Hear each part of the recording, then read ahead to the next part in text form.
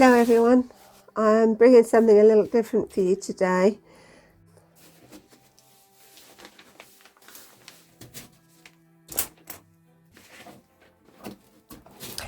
Well, if you're anything like me, you like to see what people are unpacking and seeing the contents.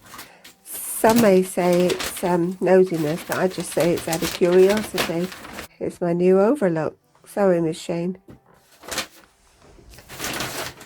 I've been doing a little bit of research on the best one to buy, and I've settled on this one for several reasons, which I'll also explain at the end of the video.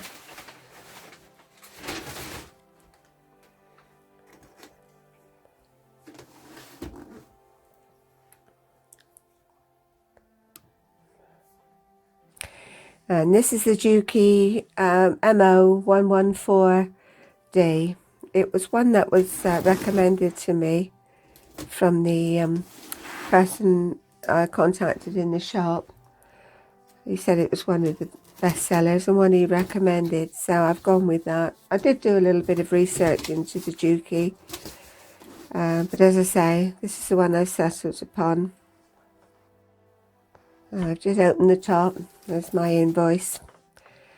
Just the usual gubbins that comes with an overlocker, your bag of accessories such as needles, screwdriver, thread caps, tweezers, and there's also a cover inside, plastic cover, and the all essential power cable and the pedal.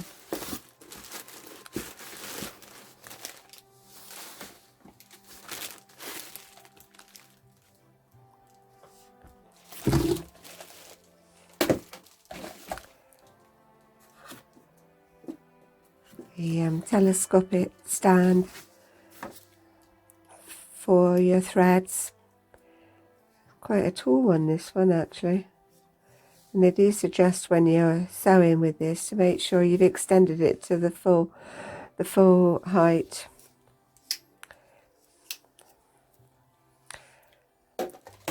I also ordered these threads. They're only small reels, but it was what the shop recommended. And I see from the invoice that they'd thrown those in, which was good of them. I already had black and white, so I thought I'd just add those couple of extra colours.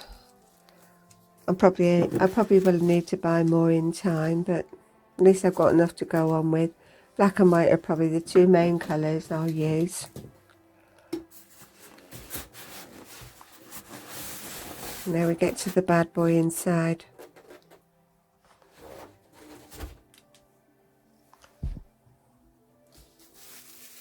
Smaller than my old machine. I wouldn't say it's quite as heavy either.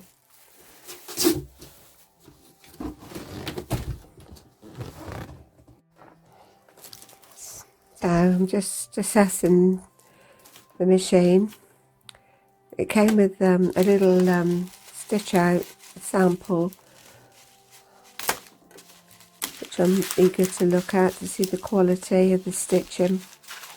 I've not rethreaded it yet. It just came with the tails left in place for me to tie on to the end my own threads.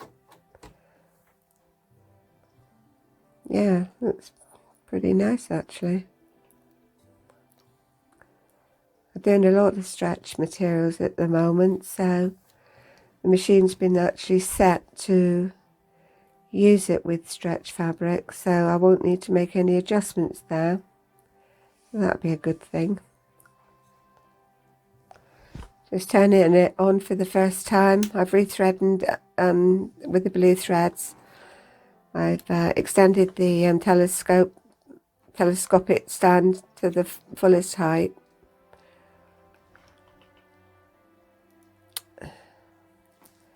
Just checking to make sure everything's okay inside.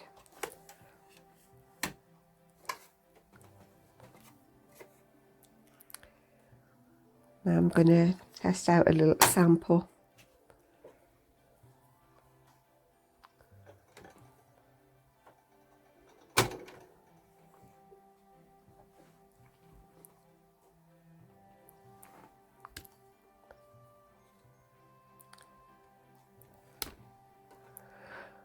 My first impression is how quiet this machine is. Oh goodness, that's a good start. One of the loopers have come undone.